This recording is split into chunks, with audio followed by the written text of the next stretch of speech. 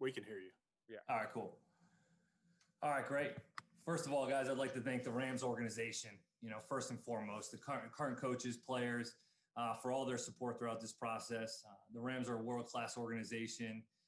I've been blessed to work here for 3 years, starting in 2018, and went to a Super Bowl in our first year here, and that was just such an amazing experience. My job's not done here yet.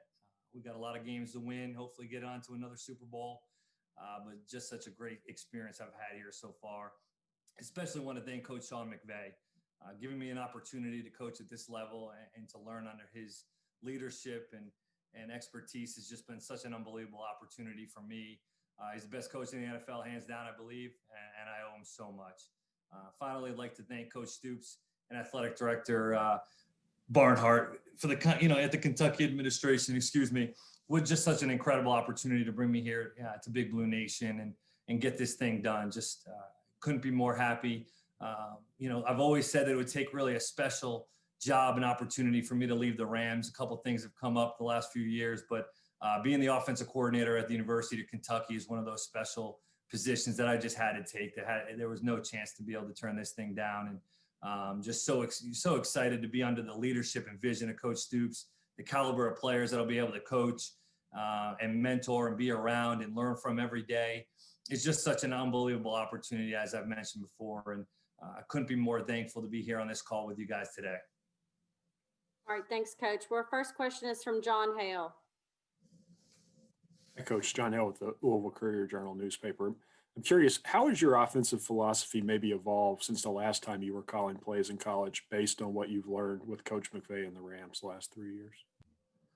I think that, coming to the NFL, it was always something that I had always watched NFL football, coaching in college, and you try to get some of these tidbits and things like that you can really pick up. And I believe that truly marrying the run and the pass is something that I've learned that is such an advantage and winning edge for us here. And the guys that have just been able to, we run the football effectively, but all of our play actions and keepers and movements and things like that are directly married to the run game that we're able to utilize here. So I believe that true marriage and playing with different tempos, in and out of the huddle at times. I know that's a foreign world, a foreign language maybe in the SEC, but maybe playing in and out of the huddle, getting some different tempos going, and just being able to be quarterback friendly. Everything starts with the quarterback, but also, it also starts up front, and we're going to be able to run the football. And that's something that Sean wants to do on a week-to-week basis. It's part of our core philosophy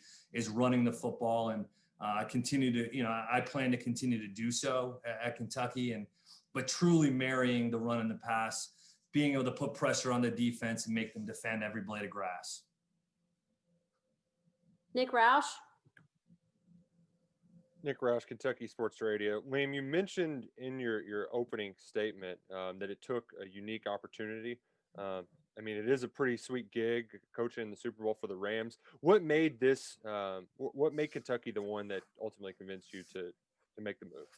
First and foremost, it's the SEC, right? It's if you're not talking about the NFL, you're talking about the SEC in terms of level of play. And that was something it was always my dream really to get to the National Football League in some way, shape or form. And that happened, and I've had an unbelievable experience. But I believe the unique situation that it is they've won a lot of football games. Kentucky, we've won a lot of football games. They can run the football, have to improve the pass game. I think that's something I can help with. But also talking with Coach Stoops, he had this vision from the beginning in terms of what he was looking for, and he didn't stray from it at all. And to me, that speaks volumes about that kind of person. And my dialogue with him has just been amazing. Everything he has said that was going to happen has happened in terms of this process. And to me, that speaks more about X's and O's and things like that.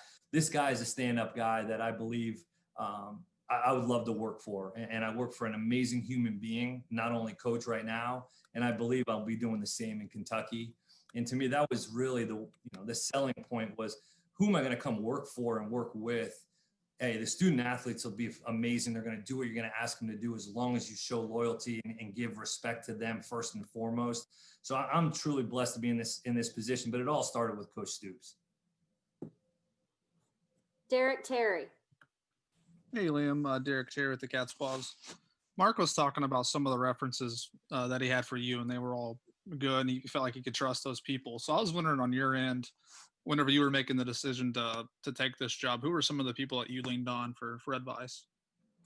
Well, I was blessed to have a situation where, our offensive line coach, Aaron Cromer, is close with Coach Stoops. They vacation together. So there was a connection there. Coach Aaron Cromer is really the first guy that kind of put this thing together for me in terms of, hey, this is something that could potentially happen. Was able to use him as a character reference for Coach Stoops on my end. And also John Cooley, our defensive quality control coach, was a graduate assistant at Kentucky, I believe in 2016. So I had a couple firsthand experiences with not only Coach Stoops, but also the university, the Lexington, the area, Big Blue Nation. All those things were at my disposal, and my agents did a phenomenal job of also doing some research on the situation. But I had some great people to be able to talk to that had firsthand experience of the place, and that made things a lot easier for me. John Clay. Yeah, Coach, it's John Clay with the Lexington Herald Leader, the newspaper in Lexington. You mentioned about the SEC. Some people are going to say, well, he's 35 years old. He's never called a play in Division I football. Obviously, the SEC is a very tough league. What do you feel like has prepared you, and do you feel prepared to be able to take over this position? Yeah, first and foremost, ton of respect for the SEC, obviously. I mean, it's what when we turn on film to watch college ball and see what guys are doing in college football, that we can take some bits and pieces from Steve Sarkisian or last year Joe Brady and some things like that. We're watching the SEC, so it's a conference we have a ton of respect for. I personally do, growing up a football kid, but I believe if you call plays, I don't know if the where it exists, it will really change. The atmosphere sure will change, and I've learned so much more from being a play caller at Maine. So I believe that the players will do what they ask you to do if they respect you and they want to play, and you have juice and you bring energy, technique and fundamentals.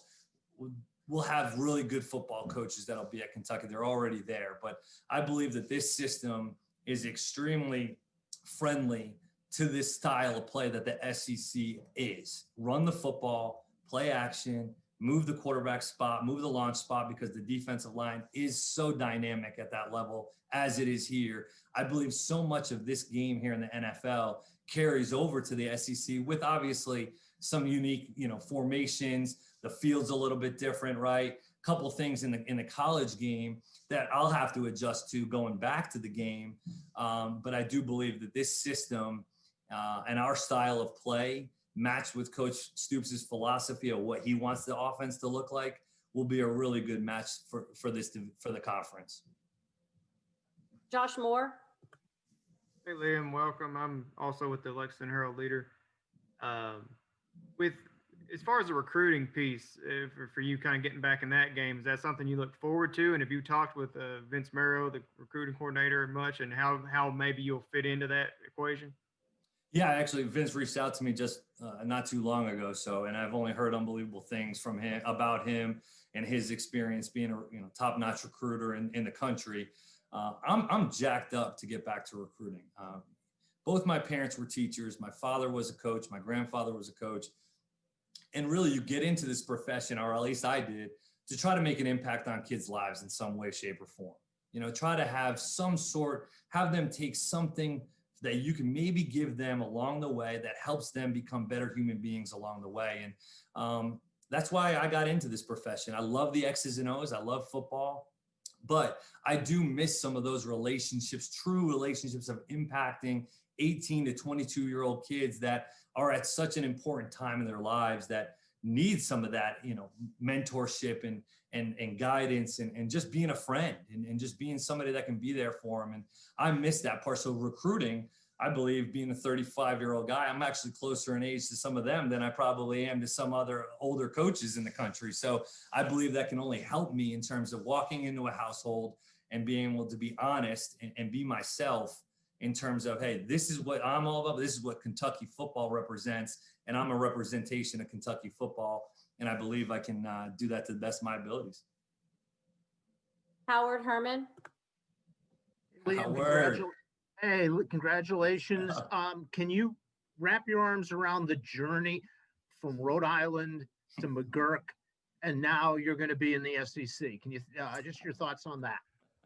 Yeah, I just got goosebumps. I just got goosebumps thinking about it and just seeing your face, man. It's been so long, covering, just being covered by you, and it's been a long time, but I can't really wrap my head around it right now. It's been, it's something that always I dreamt of and foresaw out of my career as you move forward. I always wanted to play at the next level. Didn't get that opportunity. Had a great college experience, and I always thought that was kind of going to be it. But I knew I would coach.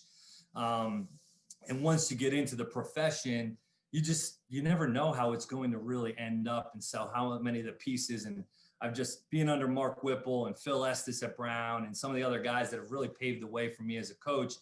To get the opportunity to come to the Rams was just like, oh my goodness, this is phenomenal, right? And then now to be able to come into one of the most, the top division conference in college football at a place like Kentucky is just a dream come true. It's a dream come true. I've been, my dad's my best friend, and he's so excited for this opportunity, as is the rest of my family. But to put this thing in perspective, to have so many UMass guys reach out to me over the last 24 hours, to have Brad White, the defensive coordinator there, be a high school rival of mine. And it's just so many pieces that come together are just make this truly that much more special.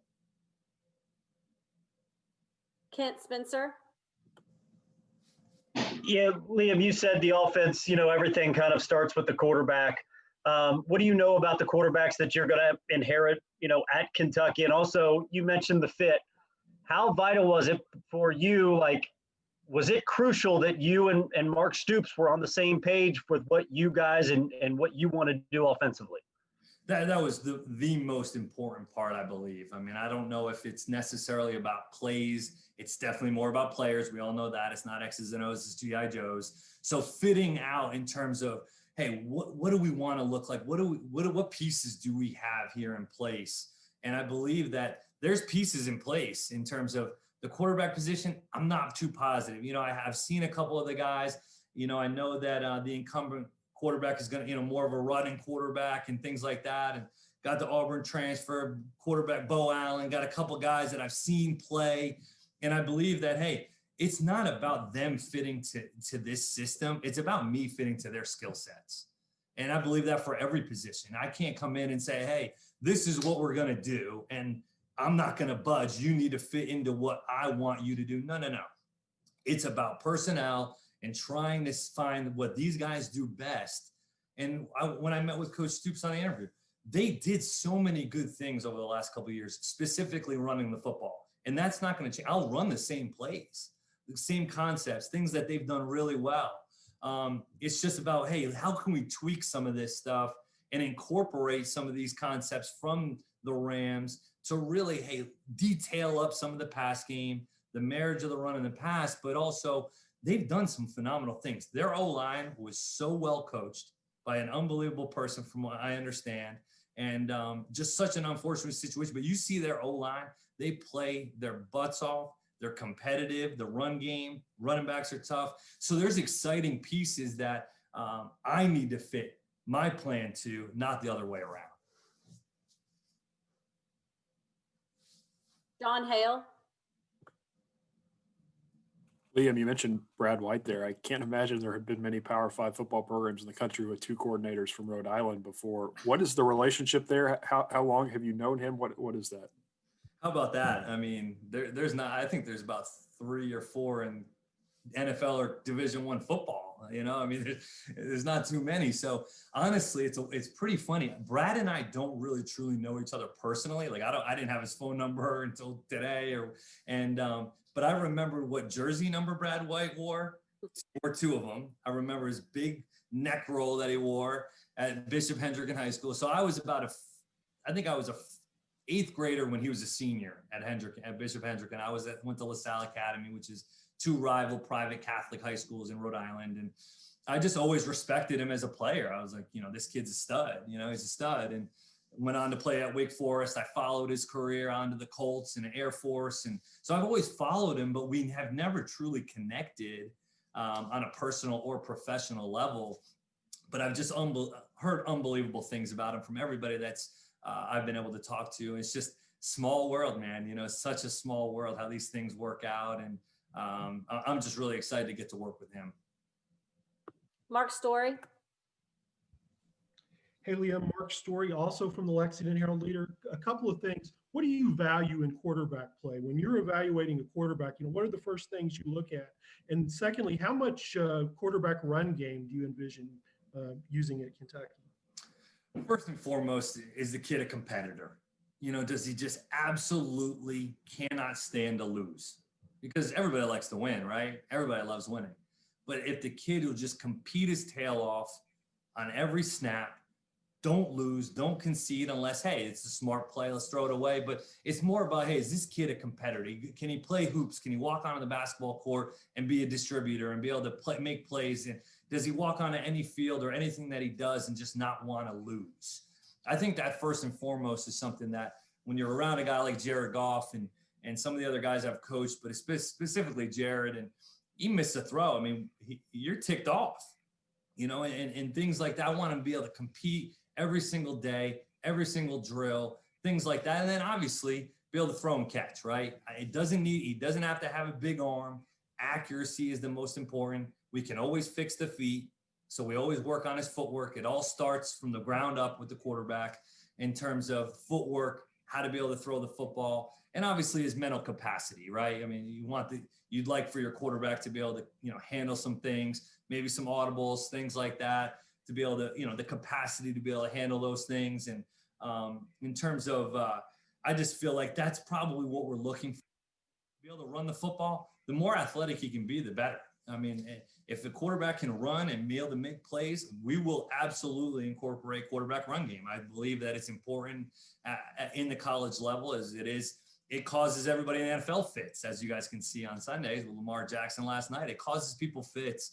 So if that's what we have and that's the best guy, we will absolutely do some of those things as long as it's in alignment with Coach Stoops wants and foresees out of his offense. But ideally, we'd like to find somebody that is a true passer first, but can also extend plays and make some plays, out of the pocket or, extend plays on 3rd and 10. I call a play from man and it's zone and well, shoot, it doesn't matter. The kid's just going to make a play and find a completion and move the chains and be situationally aware. So it really depends on the talent and what we have and who really shows up to be the guy in that room.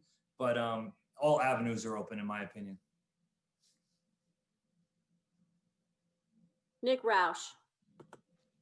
Liam, you're going to be with the Rams through until the season ends. What's going to be the process of getting to know the team until you do make the move to Lexington? Probably a lot like this, I would think. I think probably get on Zoom, get on some phone calls. I've already started to plan out some things in terms of staff, getting on some Zoom calls, have some staff meetings to start to introduce the offense. And that's really, if I have to fly out there and come out and be able to do some things, maybe I'll have to do that. That's something I'll work out with Coach Stoops. But these are different times, right? It is a totally different time. But I believe that this is an avenue that we all use, and it's our form of communication right now. So for the most part right now, I'm sure those things will be done over Zoom, but being able to meet the players is obviously what I'm most excited about. I love being able to get together staff. I've met some of those guys already, but really being able to meet some of these players, get into the quarterback room, jump on a Zoom with those guys, get on, with the entire offensive unit. I know some of those guys, they don't go back to school until about January 26th or so. So, hopefully I'd like to be back for that. Hopefully we're in the Super Bowl, but in the meantime, just to be able to use some of these, the technology that we have at our disposal to get some of those conversations and dialogue going. Aaron Gershon. Liam, Aaron Gershon, Big Blue Insider, you guys are obviously looking to improve the pass game, but how important is it to maintain the success UK's had running the ball the last couple of years, specifically with some of the running backs who are expected to get back? It's so important. It all starts there. I mean, the quarterback, we all know, I mean, I believe is the most important position in sports. I believe that. But when you're looking at an offense and who to really protect and you want to gear your skill sets towards these guys, it's the quarterback and the offensive line. If you look at some of the, being able to run the football, put your offense in good position, run good plays into smart looks, whether that's with zone read, whether that's with RPOs, or whether that's with an audible system. Try to put your players in the best chance, opportunity to be successful. And I believe they've done a phenomenal job at that. I mean, just you see the physicality up front. You see the backs making plays. It's a sound run game that they've had for the last couple of years. And that's something I don't plan on changing. Hey, maybe we jump under center a couple of times here and there. And run maybe diversify the run game a little bit in terms of some of the things that I've learned here with the Rams. But I do believe it's going to all start with, hey, when we snap out of the huddle, the first thing the defense sees is the offensive line attacking the line of scrimmage when you break the huddle. And if that tempo and that's something that's, we have respect for and we appreciate and we know that is a winning edge for us, I believe that we'll have some success.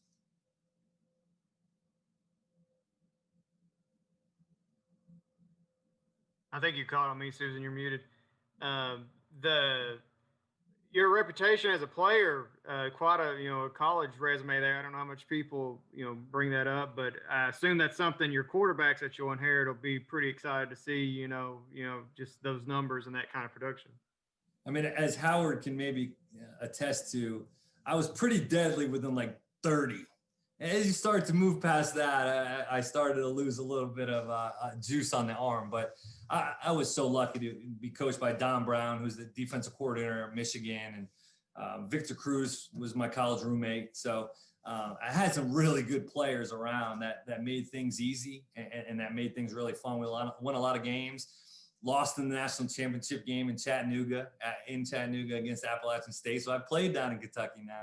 I mean, that area, that Chattanooga, Tennessee, Kentucky, Midwest area, I played down there. So didn't have a lot of success, but I do believe that it helps. I believe it helps when you can have respect for your coach, because at the end of the day, as a player, right, you have to look at yourself. You always want to play for yourself. You play for your teammates, family, you play for your coaches. I do believe when you look at your coach and he's been there before and he's done what you're doing and what you're going through in terms of being a student athlete at this level, I believe it helps bridge the gap. I do believe it helps bridge the gap in terms of building relationships and continuing that ongoing communication and dialogue that will ultimately lead to more wins and championships. I can still throw it a little bit, but in terms of just, I feel like that can only help, in terms of standing back there. I've stood back there before and made throws, and there's some instances where a quarterback may not make a throw or make a throw, and someone, well, why'd he do this? This guy's wide open. Well, when you stood back there and you can see it from that lens, a lot of times it helps the quarterback. Oh yeah, he understands, and it helps build that trust in terms of, okay, he's not going to just, get after me when I miss a wide open player, because that might not have been part of the progression. That may not have been part of it. He might not have been able to see it. Things like that. I feel like that's my job to help bridge that gap and open that line of communication. Jeff Drummond. Hey, Liam, congratulations and welcome to Kentucky. Thank you. I'm curious, play action has come up a lot between you and Mark Stoops during our talks today. And having watched the Rams a little bit and what you guys have done with, Higbee, and in the past, I think you guys threw to the backs a little bit more maybe than what you're doing now. But how big a part of that is having, tight ends and running backs that can catch and make some things happen in your offense? It's huge, like you said. I mean, it's a big deal. Higbee, Gerald Everett, we got Cam Akers going right now. They're a vital part of this whole thing, not just in the run game, like you mentioned. The play action pass, the screen game will be huge. The screen game off of the play action pass, all of that stuff, and trying to get the ball into the hands as many players as we can. I mean, it's great to have skill on the outside. Love those guys. Get the ball into your playmakers' hands as much as possible. But we all know that there's mismatches, right? There's matchups that you can take advantage of that aren't just out there. Cornerback on a receiver. Well, hey, let's get a linebacker on a tight end. Let's displace the back and get him matched up on a linebacker, excuse me. Being able to utilize all of the matchups. The NFL is such a matchup league. When you play man-to-man, you get matchups all over the place, and you have to be able to win one-on-ones at this level, and I believe that's at any level. So to be able to utilize the tight ends in some of the keeper game, the bootlegs, utilizing the backs in the screen game and in some of the drop back game, whether it be an empty or displacing the back some, I believe that can definitely help the offense and be able to get the ball into some of the playmakers' hands. I've seen some of these tight ends on tape, and I've seen the backs on tape a little bit. Playmakers for sure, some guys that you can distribute the football. I believe it was against the Arizona Cardinals 2 weeks ago. We had 9 players catch the ball the other nights, against the Cardinals. So be able to distribute the football. The quarterback should act like a point guard, not just throwing to receivers. Let's get the ball into some of our playmakers' hands. John Clay. Yeah, Liam, I was curious. So what's it been like working for Coach McVay? And are there one or two things specifically that you have picked up from him during your time there in LA? I mean, first and foremost, when you step into the building, you feel the energy, right? It's a place that you truly love coming to work at every day. I mean, you don't get into this profession to get, a pat on the butt, right? And to hear somebody say, you're doing a great job. That's not why we do this, right? It's not why we do it, but it is nice to hear it. And that's something that I feel he does such an amazing job at, is making his coaches feel appreciated genuinely. And that's just, he knows everybody's name in the building, the chefs, the cleaning staff, everybody. He knows everybody in the building's name, calls everybody on a first name basis, tries to, really get himself into everything that's going on in this building. And he has so much to do. He's our offensive coordinator. He does all these things. He knows the defense, and he's different. There's no question. He's a different breed, but he's an unbelievable person. And that's where, to me, I've learned that, this profession, when you're in college or a place I've been before, is, discipline, hard work, all that stuff is extremely necessary. But hey, let's have open dialogue. This isn't my way or the highway dictatorship stuff. Let's collaborate on this thing. What's best for us as an offense to be able to collaborate on and do together. And that's the type of thing. He gives our players a ton of autonomy. Hey, what do you want to call this? How do you want to run that? Do you feel more comfortable doing it this way? Now, these guys are pros, so some of that stuff they've been doing for years. But I do believe when your players have ownership over what they're doing, whether it's conceptually, fundamentally, or hey, just maybe coming up with a name of a play, they're going to want to run that play a little bit harder and do their job to the best of their ability, maybe just a little bit more, because there's that much more invested on their side. Not just, hey, this is what to do, go do it. Being able to collaborate, all of us, everybody in it together, and just treating people the right way. Really energy, excitement, juice, but also it's not fake on his, from him. It's real. And it's the atmosphere that he creates. We all feel the same way. And I hope to be able to bring some of that, energy and enthusiasm to Kentucky. Okay, we have time for 3 more. We're going to do Nick, then Terry, then Josh. So Nick, we'll start with you.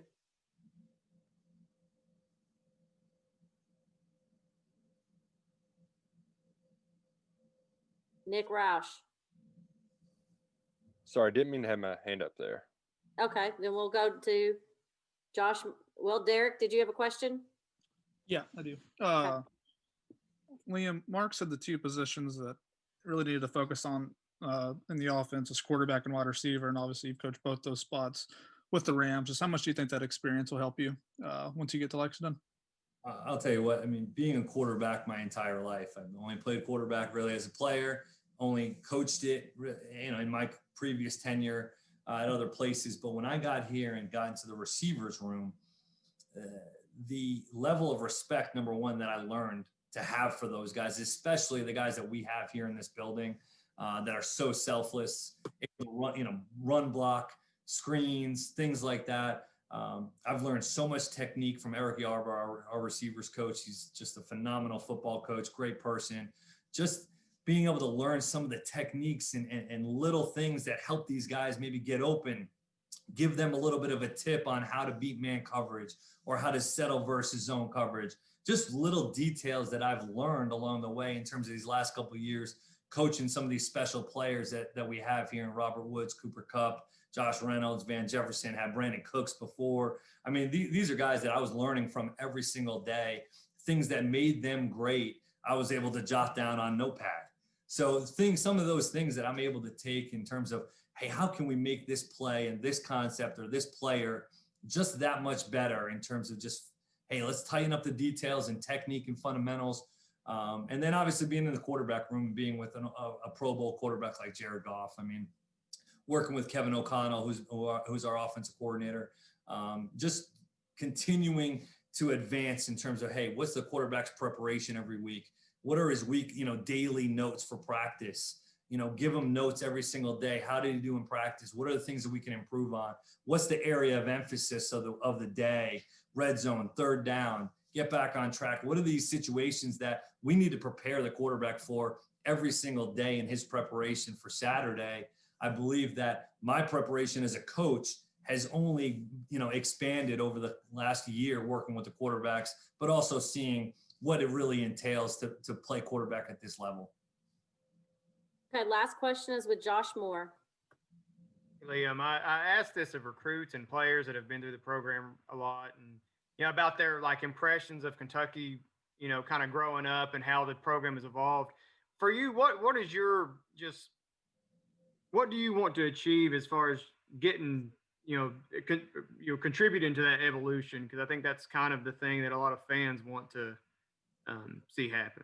I mean, I grew up watching college football and football in general, right? And I've read all of Mike Leach's books, Hal Mummy, Tim Couch, Jared Lorenz, and some of these guys I've watched and I've emulated Tim Couch. Like I wanted to be Tim Couch. Like I really loved him and just some of the being a part of all these former unbelievable quarterbacks and running backs that have led the SEC in rushing and just being a part of something that has such rich tradition.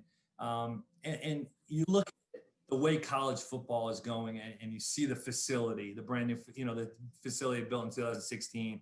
I mean, some of those things that you're just like, man, this is a special place in terms of what they're willing to do for the student athlete. And that's our jobs, is to try to make an impact on the student athletes' lives. And I believe that just really coaching in the SEC against some of the respecting the opponents that we play. I have a ton of respect for all those guys and watching them as a kid growing up. So I was the type of kid that watched more college football and wanted to be more into the college world than I did the pro game. My dad was a college football coach, so that was really where my passion was. My grandfather played at Boston College, was a captain there. So everything was about college football. And I knew once I went to the NFL that I would eventually come back at some point. It was just a matter of the right situation. So just being a part of, just listening to Coach Stoops, the way he interacts with his staff and the way he has interacted with me so far, I believe just coming to a place like Lexington that has unbelievable, just sports, right? Just a sports place. I know, Calipari is a UMass guy, shout out. And just being a part of Lexington in Kentucky and just being a part of all the juice and enthusiasm. I mean, I've looked at a couple of houses, there's blue everywhere and curtains are blue and things like that. I'm like, man, these people are crazy, but it's awesome. Like, this is great. You can't be more excited about joining a place that truly is passionate about their university. All right. Thanks, Coach, so much for joining us. And thanks, everybody. I will send out signing day information for you later.